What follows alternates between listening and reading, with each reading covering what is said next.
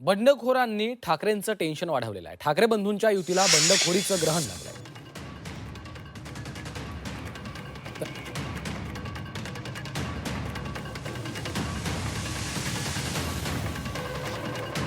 तर शिवसेना युबीटी 7 मनसेचा एक बंडखोर मैदानामध्ये उतरलेला आहे. बंडोबांना खंडोबा करण्यामध्ये ठाकरेंना यश येणार का हे आता पाहावं लागणार आहे.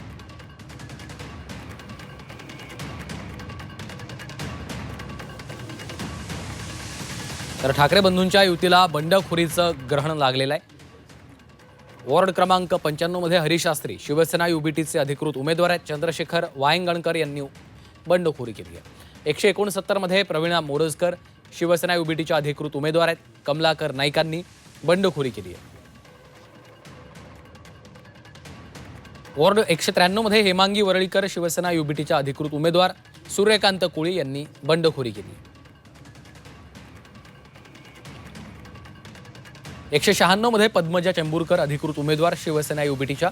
संगीता जगताप यांनी बंडखोरी केली आहे.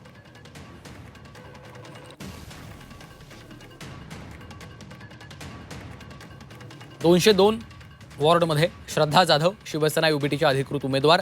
विजय इंदुलकर यांनी बंडखोरी केली. भारती पेडणेकर अधिकृत उमेदवार. दिव्या बडवे यांची 203 मधून उमेदवारी.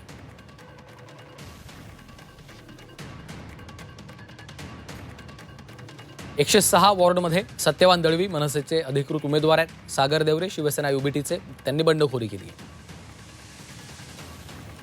राजोल पाटील शिवसेना युबीटीच्या अधिकृत उमेदवार. अनिशा माजगावकर यांनी मनसेच्या आहेत त्यांनी बंडखोरी केली आहे. अनेक जण मागे घेतील. जे इतर पक्षात जाऊन ज्याने उमेदवारा घेतल्या आणि ते त्याला बंडाची उपमा देत असतील त्यांच्याकडनं अपेक्षा नाही आहे. ते 5-10 कोटीसाठी गेलेले आहेत.